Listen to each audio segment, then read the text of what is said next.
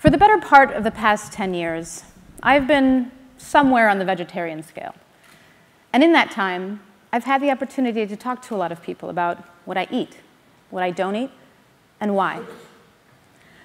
I've also had the pleasure of hearing all kinds of jokes in which vegans, vegetarians, or people on that spectrum are the butts of those jokes.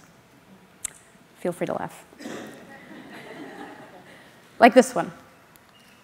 Vegetarian is an old Indian word for bad hunter. Now, setting aside the problematic nature of that message, I assure you that is not where the name comes from. Or how about this one? How many vegans does it take to change a light bulb? 2. One to change the bulb, and the other to check for animal ingredients. Or this one.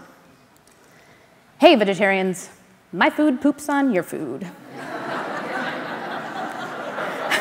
Right? Everyone loves the poop joke.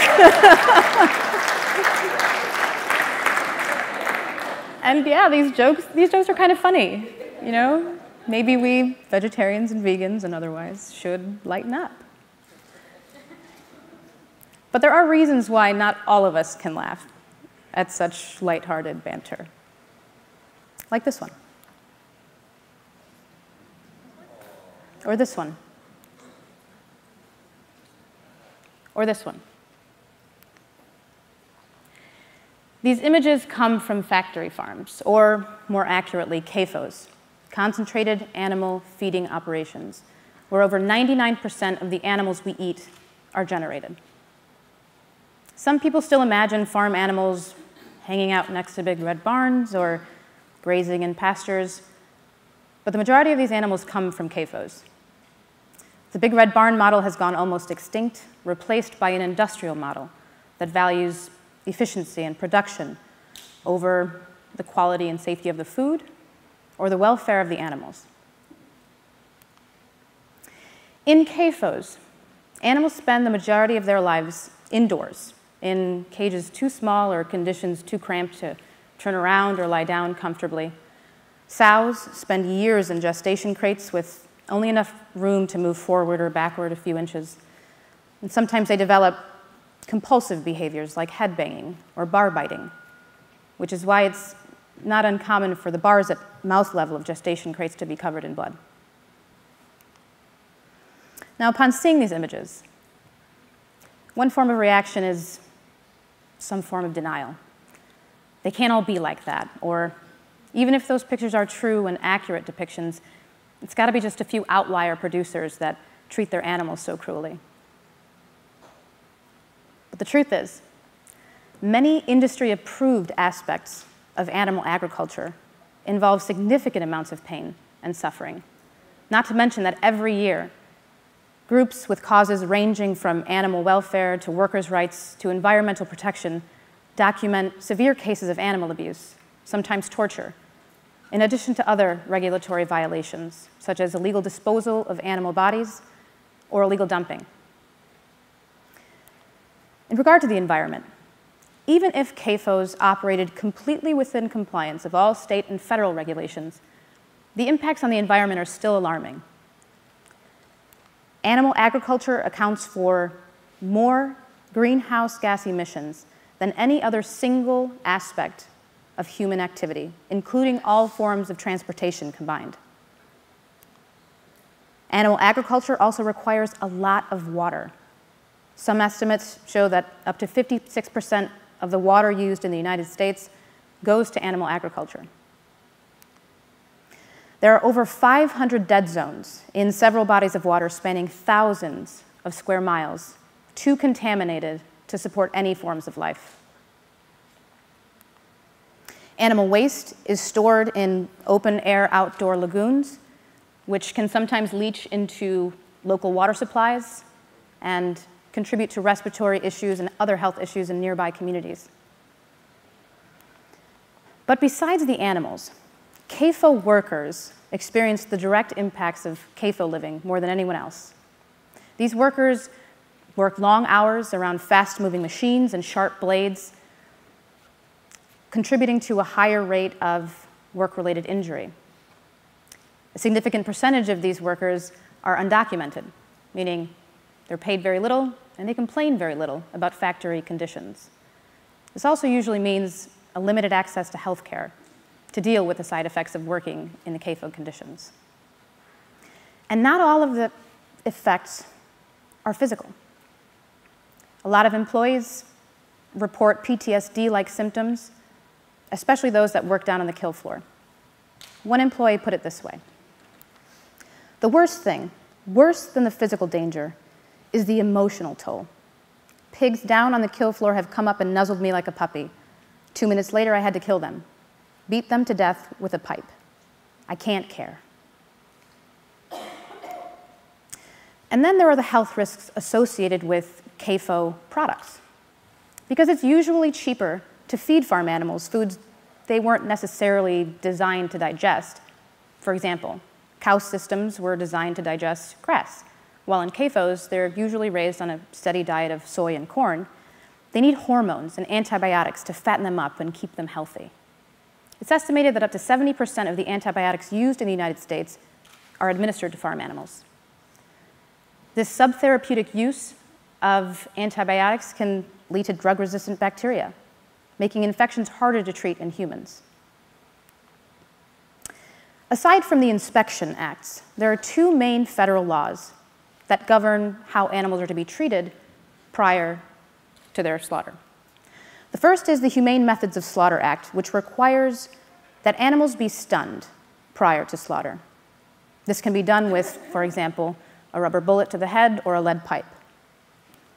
The other is the 28-hour law, and that requires, well, it limits the amount of time that animals be kept in transportation containers without food, water, or rest. Notably, birds are accepted from both of these. They're not included in either of these laws, so they have almost no protection. But even if every single inspector faithfully attempted to perform his or her duties, it's been shown that there just aren't enough of them to adequately perform those duties for the dizzying numbers of animals slaughtered every single day. That regulatory gap doesn't just mean more animal abuse. It means more opportunities for foodborne illnesses to make it into the food system, like E. coli and salmonella. The CDC estimates that every year, roughly 48 million people get sick, 128,000 are hospitalized, and 3,000 die from foodborne illnesses. Because of that regulatory gap, certain groups, including journalists, engage in undercover investigations using audio or visual recording to document cases of animal abuse or other regulatory violations. These investigations have sometimes led to factory shutdowns or massive recalls of potentially contaminated food. Because of the enormous expense of having to deal with these investigations, certain industries and state legislatures in big ag states have reacted by creating laws to discourage or scare people from engaging in those investigations in the first place. These laws have become known as Ag-Gag laws collectively, and they've come in three general waves.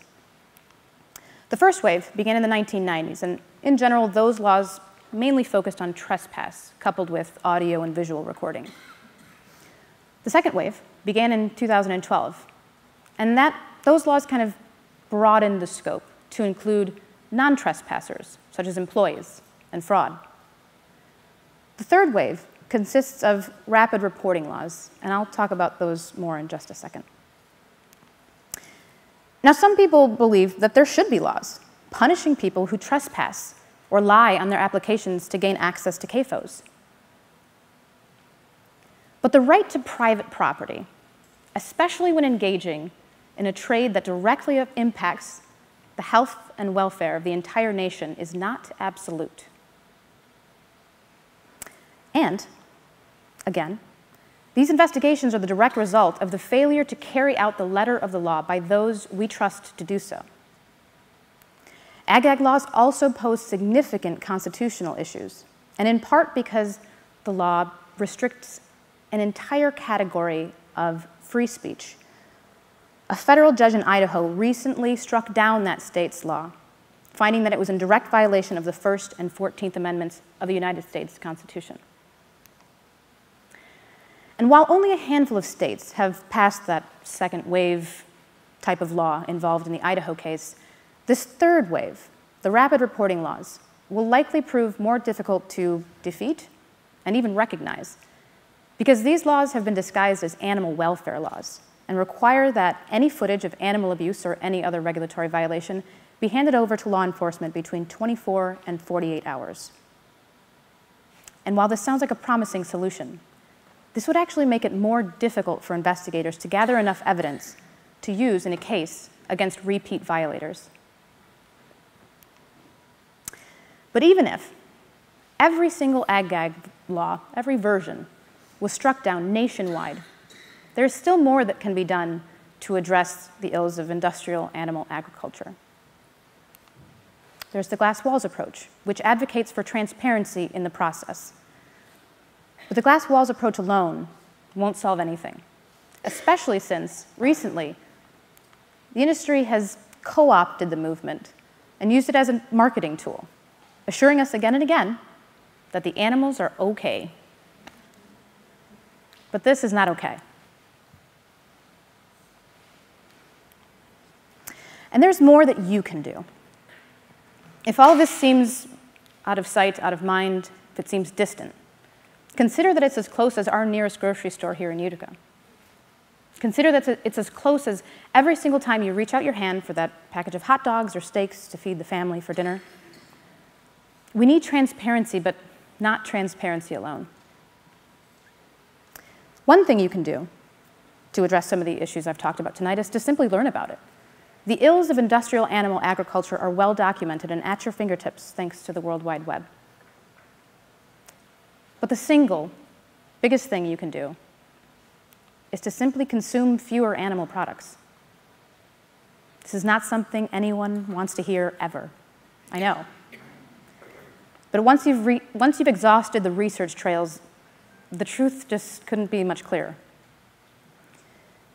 We can no longer ignore the impact our food choices have on the environment, workers' rights, the food that we eat, that we feed to our children.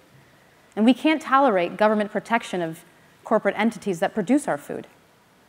We need to relinquish just a little bit of that convenience that we've become so addicted to.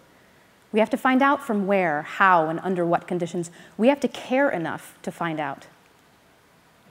The effects on our water, our soil, our conscience, our constitutional rights are too great to ignore any longer. So while in most cases a little laughter never hurt anyone, in this case it actually does. Because while a t-shirt describing what cows do or should do on grass may be funny, industry-protected cruelty, environmental catastrophe, constitutional infringement, those things never are. Thank you.